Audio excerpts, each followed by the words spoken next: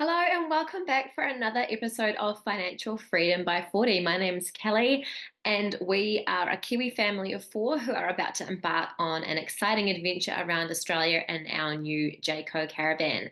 So, in this week's episode, I wanted to share with you a bit of information about our preparation and shakedown trip. So, if you've been following us on Instagram, you might have seen that we did a little trip over to Australia in the last school holidays. So, wanting to share a bit of information about what the purpose of that trip was, some of the things that we did while we were over there, and some of the things that we learned from having done this little trip over to Australia. So, if you're wondering why we decided to take a trip about 10 weeks out from the start of our actual trip, there were a number of reasons why we did this. So, one of the reasons why we did it was because our caravan was ready. So, we ordered our caravan back in, I think it was December last year, and there was about a 6 or 7 month lead time for the caravan. So, that arrived in Brisbane, which is the starting point of our trip in around about June. And so we had to go and collect the caravan. Now, we could have had the caravan come a little bit later than that, but we wanted to have an opportunity to go over and test out the caravan and make sure that we were happy with everything so that if there was anything that wasn't quite right, because often when you buy a new vehicle of any kind, and some of you might know, there's often some niggly things that aren't quite right. So, loose nuts and bolts, things that need to be fixed, things that don't work quite right. So we wanted to be able to go over there and take a trip in the caravan and actually be able to check all of those things, give it a good test, which is what the shakedown trip's for. So basically, the idea of the shakedown trip is that you take it away, you give everything a good shake up and see that it's all working and that nothing falls off. And then that would give us an opportunity to get it fixed if we had any issues. We did have a few little minor things that we are going to take back and have tweaked. Nothing major so far, but just a few little things that we weren't quite happy with. So we're going to get those things fixed up as part of the caravan service. Now, the service is another reason why we made sure that we had the caravan well in advance, because because of our personal timing with some things around work and school, we wanted to actually start our trip at the end of September, being the end of term three, and that aligned quite nicely with Ryan's finishing up at work. And so going over in the July school holidays gave us an opportunity to do the preparation and then come back in time to actually start the trip. But we want to hit the road pretty fast once we actually get there. So the idea is that now that we've had the opportunity to test out the caravan, we can come back at the end of September, and then we'll be able to take the caravan and it can have its 1,000 kilometers service. So we did the 1,000 kilometers on the shakedown trip.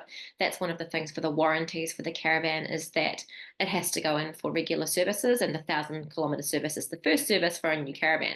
So we did the 1,000 kilometers as part of that initial trip, and the caravan is now booked in to have its service the week that we get back to Australia. So that's going to go in and be in there for a couple of days and have those warranty things fixed up and have just its standard 1,000 kilometers service. So doing that trip in July has enabled us to get that all booked in and sorted as well. The other thing that we wanted to do while we were in Australia, as well as you might have seen if you're following us on Instagram, was that we wanted to be able to kit out the caravan. So obviously you get a caravan and it's just an empty caravan, and you need a lot of stuff to put in the caravan. So we were able to, Ryan had some extra leave up his sleeve, and of course the kids are off school anyway in the July school holidays, so we knew we had a couple of weeks where it made sense to make the most of the time to both have a little bit of a break with the kids over those school holidays, but then also to do the shopping that we had to do to fit out the caravan. So we'll run you through some of the stuff that we did buy for the caravan, because it might be helpful if you're looking at doing something similar. One of the other reasons for the preparation trip too was that what we discovered was that there was quite a lot of life admin that we had to do to get ready for the trip. So to be able to buy a car, to be able to buy the caravan, there's a lot of paperwork you had to do. We had to set up a bank account in Australia, and we're going to take you through some of those things as well. In a separate video, but there's quite a lot of life admin around those things that we had to allow some time to do those things. So what we decided to do was that we allowed 3 weeks in total for the preparation. So the first week, Ryan went over to Australia by himself, and he spent that time going around and doing those life admin tasks, things like queuing up at the bank to open a bank account and filling in all the relevant paperwork, which he'll take you through in another episode for being able to purchase the car. So we thought it was a good idea that one of us went and did that on our own. Reason being that if you're a parent, you might understand that having to stand in queues and do a whole heap of life admin with your kids in tow is not the easiest thing. So it made sense for one of us adults to head over there and start the ball rolling with all of those things. So Ryan went over there first. He spent a week there. During that week, he also went car shopping. So again, something that's not that easy to do when you've got the kids in tow is to go around a whole heap of car yards and take cars for test drives. So he went over there and started looking for a car. As he'll mention in the video, it's not that easy to try and buy a car online from New Zealand, so or from any country, I suppose. So it was important to actually one of us to be there, and Ryan is the one, not me, when it comes to picking a car. So he found us a car that first week. So once he had all that paperwork done, he was able to buy the car, register the car. And so by the time the boys and I arrived in the second week, he already had the vehicle and was able to pick us up at the airport in the vehicle. So made a lot of sense for one person to go and do those jobs first. One of the other things that we wanted to do during this trip as well was to do a remote area first aid course. Now, I'll show you the one on my screen that we actually decided to do. We decided to do a St. John remote area first aid course. So this is the St. John remote area first aid course that we did. It's 399 Australian dollars per person. So not the cheapest, but it was well worth it for the experience that we learned while we were there.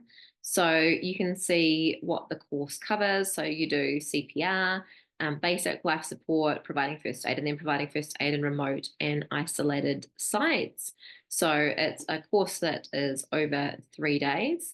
And as you can see here, there was some pre-learning that we had to do. So there was some online work that we had to do beforehand that was probably only a few hours worth of work that we did, but you had to do an online little mini course before you went and did the actual course in person. So one of the things that we learned was that you needed to have this USI number. So this is like your student number. We had to provide that to be able to get the certificate. So we had to apply for that when we arrived in Australia. You can't do it from outside of Australia. So there's a little trick for you. We had to contact St. John, and I gave them a call and booked over the phone, because you can't book on their online system unless you have the USI number. So was able to pay by credit card over the phone by giving them a call. So just be aware of that if you want to sign up for this particular one. St. John isn't the only provider, but we did have a good experience with St. John in Queensland, so can recommend them. This is what we did. A 3-day face-to-face with the pre-work was the one that we did, and I will go see here's some of the things that it covers. So things like infection control, poisons, bites, and stings. That was what we were particularly interested in, given that we're from New Zealand and we don't have all the same things that bite and sting you. The remote area element was something that we were also really interested in as well. We're just very conscious of the fact that we need to be able to manage these situations if anything should occur in a remote area and we're the only people who are there. Some of these other things like advanced bleeding, those are things that I haven't done in other first aid courses, so really good to know. And then elements of the remote area first aid, so things like being able to build a shelter, they're not standard things that you do in a first aid course that you might do for workplace first aid, so really good to be able to participate in something like that. So that was a really good experience for both of us. We had a good time. If you're wondering what we did with the kids, well, we spent 3 days in a first aid course. We actually took my mother-in-law over to Australia with us because we needed a little bit of extra help, and she was able to spend some time with the boys and do some activities with them while we were in that first aid course. And then once we had done the first aid course, we got to do the really exciting job of picking up our caravan. So we went into Jayco, and we got to spend the best part of a day really at Jayco organising the caravan and getting to understand how everything worked. We had a really helpful person who worked at Jayco who came in and walked us through the whole caravan. So we went through the caravan and had a look at all of the different elements. We're showing how to use everything. So everything from the battery system, the power system, the changing the toilet cassette, making sure everything's working, how the oven works, how the gas works, how, all the different things that are part of the caravan operate, and some of the, really handy little hints. So they showed us things like changing the batteries and the light switches, which are, the light switches aren't wired and they're actually a battery operated unit. So lots of little things that you might not otherwise know. We did take Xavier with us. He wanted to come along and help while we were there. And it was a long time for him. So I probably, if we were to do it again, I probably wouldn't have taken him with us. We had thought we'd be there for about 2 hours, and it was probably more like 4 hours, maybe a little bit longer. We did have some wiring things that had to be done on the caravan. So they had an auto sparky there who was able to do that job for us while we were there, rather than us having to go somewhere else and get a sparky to do the job. But it did mean that we had to wait a little bit longer than you normally would do if you were just picking up the caravan, to be able to have the right plugs and things attached to between the caravan and the vehicle. So that was a really exciting day for all of us, and it felt really cool being able to pick up the van and take it back and finally see it after, it's probably by that stage had been about a year of planning. So going from having nothing to having a fully built caravan was a really, really exciting part of this trip.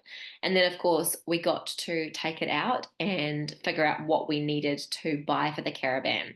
So one of the things that we wanted to physically have the caravan before we went shopping. And while, we could have maybe worked off the plans with some of the measurements, it was really good to actually physically see the size of the spaces for the caravan. So you have to be really careful with what you take because of your weights, but also distribution of the items within the caravan, and little things to stop things rolling around. So obviously in a caravan, it's a bit like a boat. It's going to be moving around all the time. So you need to have storage containers to put things in and non-skid mats. So, once we actually had the caravan, we were able to take it back to where we were staying and get our tape measure out and measure the depth of things, the width of things, the height of things, where things were going to fit. There were some things that, maybe we wouldn't have thought of if we'd ordered things online beforehand, like where pipes go. So some of the things you might think, okay, well, this cabinet is, this wide by this long, but actually there's a pipe in the back of it, so you can't fit a basket in there. So we were able to measure up all the different little cavities and figure out what storage things we wanted to go in them. And then we were able to go and buy all the bits and pieces that we needed.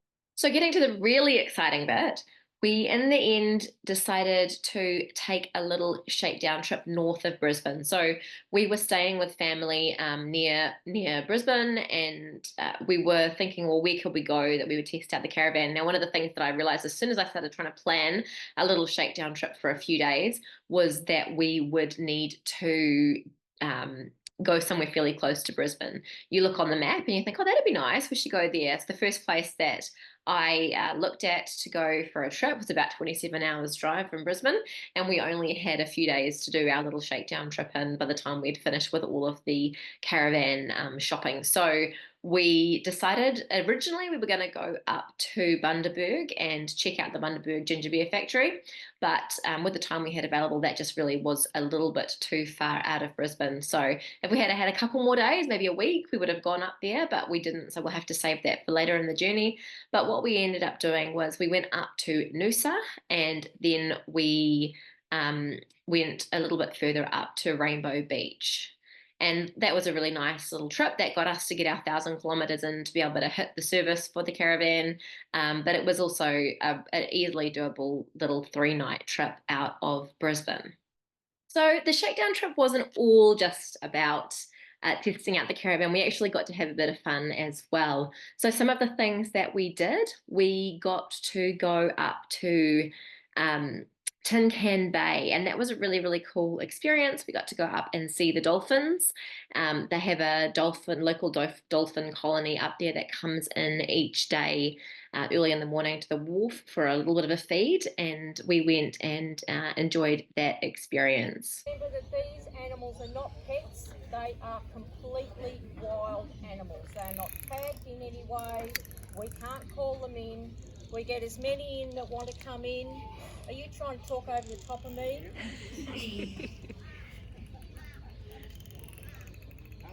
Anybody understand what he says? I think he wants a fish, do you think? It's a little bit chilly in here. We also spent a bit of time exploring Rainbow Beach. So as you can see from the videos, it's a really pretty place to go to. We had a bit of trouble finding the rainbow cliffs, but we did find some pretty colored cliffs, but I wouldn't really call them rainbow. Maybe we didn't walk quite far enough down the beach to find the rainbow cliffs, but it was a really nice place to spend some time anyway. The beach is lovely. It's actually a four-wheel drive track, so there were heaps of vehicles going up and down the beach. So you just have to be a bit aware of the fact that it is a road. We didn't this time around venture onto the beach with our vehicle. We did go and see the ranger at the office, who was really helpful, and she said, you know, you really want to make sure you've got your recovery gear if you're going onto the beach. That's one thing that we haven't yet purchased. So we have got a winch on the front of the vehicle, but we haven't bought our max tracks, etc., to be able to get us out of a bind if we get stuck. So we decided that it wasn't safe for us this time around to venture onto the sand. Another place we went to that was really neat was the Carlo Sand Blow. So that is also just near Rainbow Beach, and it was a really fun experience actually. So not too far to walk. There were a couple of options. You could walk in from the Carlo car park, which meant it was only a few hundred meters from the car park to the sand blow, or a slightly longer walk where you walk through the forest to find the sand blow. We took the longer walk option to get the little legs moving, but it was really neat to get up there. The view's spectacular. The boys had a great time playing around on the sand dunes, and we got to watch the paragliders all jumping off the cliff. There must be a bit of a wind updraft there, and it was really yeah, it was a really fun time looking around at the sand blow and learning a bit about the sand blow before we went back to camp. We stayed at the Big Four camp at Rainbow Beach. It was really nice and really good facilities there. And we were actually really lucky. We had originally booked on an unpowered site, but we felt like it would be a good opportunity for us to charge up the batteries and fill up with water. So we asked if we could move to a powered site, and we got a really beautiful powered site just by the boat ramp there and the beach, and it was nice. That I would say there were quite a few midges there, and we all got our very first experience of getting bitten by midges, which was not that pleasant. So if anyone's got any hot tips for managing midges, that would be really, really appreciated, because we Oliver in particular got really badly bitten by midges. We all did actually when we were packing up. And when we were leaving Rainbow Beach, we all had quite a lot, but Oliver got particularly savaged by them and ended up having a bit of an allergic reaction, so came out in a hive. So any Aussies who have any hot tips on managing those, we would really love to hear from you. Drop us a comment or send us a message on socials. The other place we stayed while we were on our trip was at Boreen Point. So it's a little campground that is about 30 minutes out of Noosa. Now, we stayed there because we had thought we would wing it on our camping, booking campsites, and we had hoped to stay in Noosa itself and have a bit of a wander around in Noosa. But we found when we left Brisbane, we thought we'd have a look for a campsite, and while we were in the car on the way up there, and it was most of the campsites in Noosa were fully booked. So we found space at Boreen Point. It's actually a really lovely little place to stay. Probably a bit lucky that we weren't able to get into Noosa because it was a really nice spot right by the water there. We only stayed for one night there, but it was a really pretty site. They didn't have, they had water available, but we weren't able to fill the caravan up there because they have to bring the water in by truck. So that was a little learning for us for making sure you fill up the water tanks in the right place. So we did try, we'd been staying with friends or family on their property where they don't, they're on tank water. And so we thought, well, we'll wait till we get to the campground to fill up with water, but there wasn't water available. Thankfully, we had enough water in the caravan and we were able to shower at the campground ablutions. But that was, I guess, a bit of a lesson for us. I mean, we know we need to be more careful when we're going remote, but just even on in a fairly busy area, if you can't get a campsite where there is water available, then you have to do what we did and go shopping for bottled water for drinking water and use the blocks of the caravan. So yeah, good little lesson. You know, we had thought about it in terms of when we were going more off grid, but we didn't allow for that in a busier area. So best to always make sure you fill up with water. What we did find after that experience was that there are water points that you can go to and fill up that aren't in campgrounds. So we did a bit of research afterwards and found out that there are water stations where you can pay to fill up the caravan. So in future, if we are, thinking that we might be getting a bit low on water or the caravan's not quite filled up, we'll make sure we find one of those locations to fill up before we go anywhere where there may not be water available to fill up the caravan. So, what are some of the things that we learned from our preparation and shakedown trip? I think one of the things that we learned was that it's definitely worthwhile having some time well in advance of your trip to do something like this. It means that you've got the time to if it doesn't all go to plan, you've got a bit of extra time up your sleeve. So things like what we had with the caravan, if there's some things that need to be fixed, it gives you time to do it. If, for example, you can't source particular items, you've got time then to order them online and get them delivered.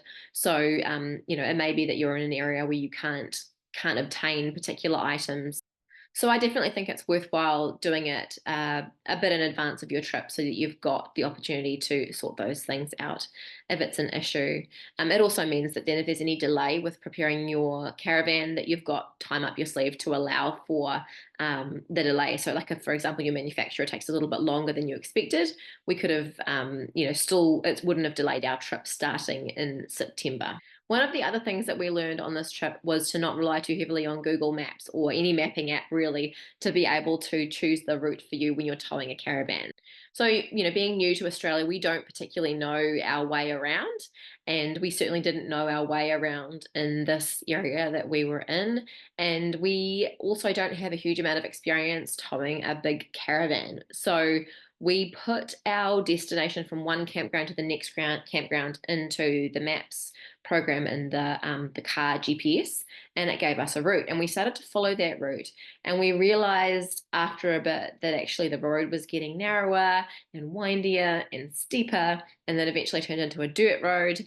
And it was a little bit nerve wracking. And as it turned out, the road was fine. We managed to get through it okay, but we were a little bit slow. And what probably would have been more ideal for us in that situation, and it wouldn't have taken us an awful lot longer for our driving time, it would have been to have taken a route that would have taken us back to the main highway on a sealed road to go up the highway and then back down the other main road. That was an option available to us, but Google Maps took us the fastest route, not the best route to tow using a caravan. So while it wasn't an awkward situation in this particular case, it could have been. So it gave us a bit more insight into what it was like having to navigate with a caravan behind you. So definitely something to be aware of, and we will be very careful about that in the future, is checking the route before we leave so that we know that the roads that we are going to take are not only the fastest route, but the fastest route or the safest route towing a caravan.